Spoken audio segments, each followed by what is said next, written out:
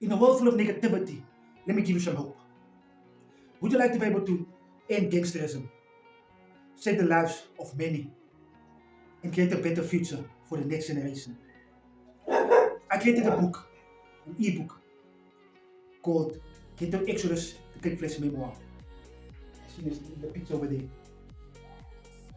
It's a motivational memoir where I talk about my past, I teach to the lessons I learned, I talk about what pulled me into the negative path, what kept me there, and what eventually opened my eyes. And through my lessons, through this motivational memoir, we can together create a better future for the next generation.